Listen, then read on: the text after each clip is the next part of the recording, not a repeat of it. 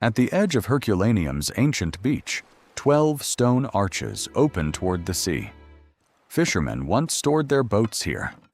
But when archaeologists excavated these boathouses during the 1980s, they found no wood and no nets. They found bones. More than 300 people, packed tightly together. Mothers holding children in their arms, a man with his head still raised. They were caught by the first pyroclastic surge and died during this catastrophic event. These skeletons are a snapshot of death, preserved almost 2,000 years ago. But what happened? Herculaneum was no ordinary city. Small, elegant, and wealthy, it stood on the Bay of Naples. Wealthy Romans built their villas here overlooking the water, and inside one of them, the Villa dei Papyri, an entire library of papyrus scrolls was stored. This documentary reconstructs Herculaneum's final 48 hours, from the beginning of the eruption to its complete burial. Everything we see today is frozen at the moment of catastrophe. Let us begin with an entirely ordinary day. The alleys smell of fish and fresh bread. Merchants bargain, slaves carry water, and baths steam inside the thermae. Herculaneum thrives on the sea and trade, and its citizens are proud of their prosperity.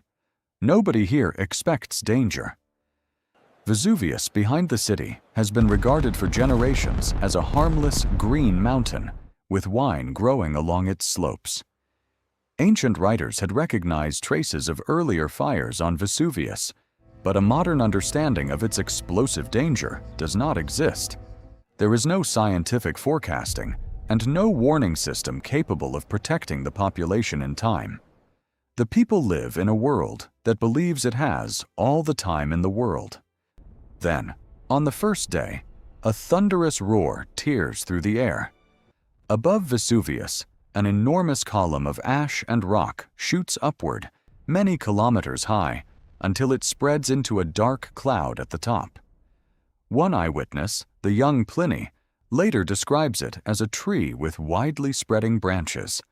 But the wind drives this deadly cloud not toward Herculaneum, but southeast, toward Pompeii. There, pumice begins raining down. Above Herculaneum, however, the sky initially remains clear, and that is precisely what becomes the trap. The people of Herculaneum see the catastrophe on the horizon, but they feel spared. No rain of stones, no suffocating ash, only distant rumbling.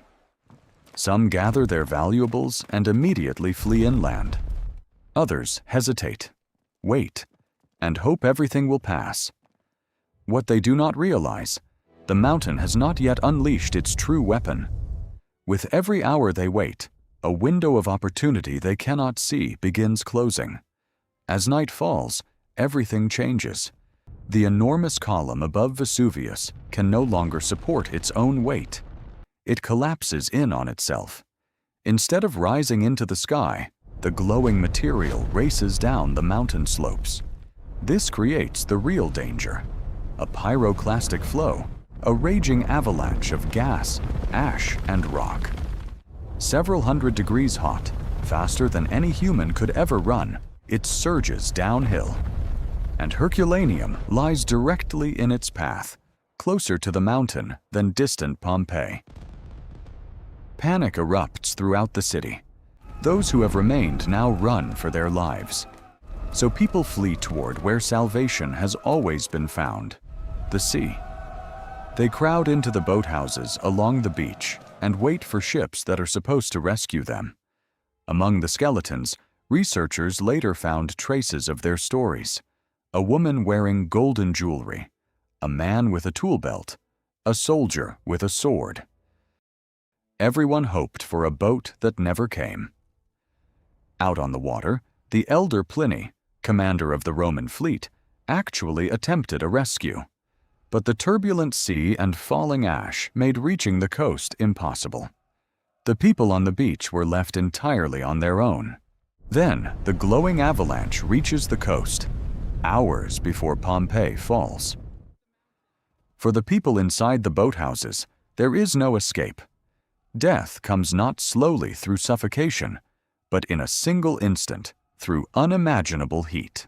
Examination of one victim later showed that the heat was so extreme that tissue inside the skull had literally transformed into glass. The thermal exposure was so extreme that researchers conclude death occurred extremely rapidly. Within seconds, the city by the beach falls silent. The 300 people beneath the arches are dead before they understand what is happening.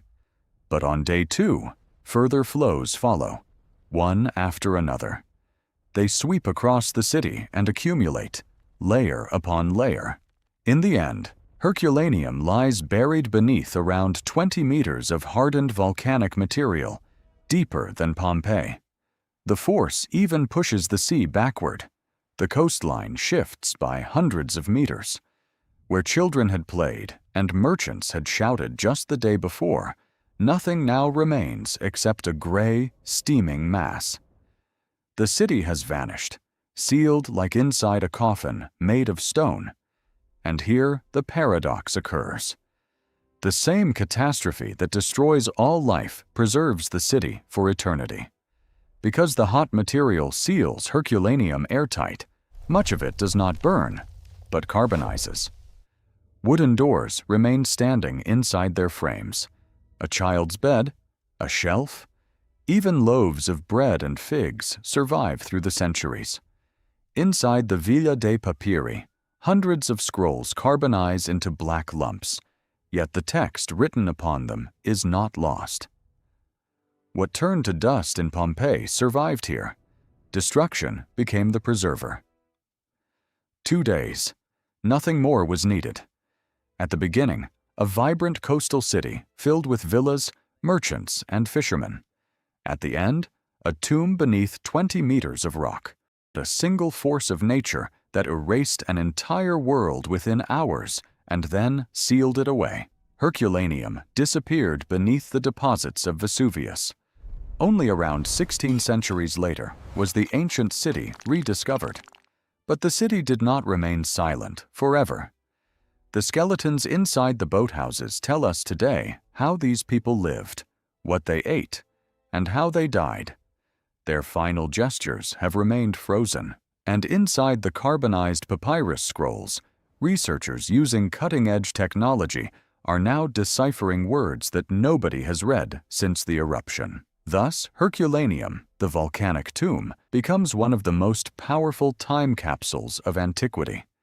Every excavated room, every carbonized object, every skeleton provides a direct glimpse into a single, frozen moment.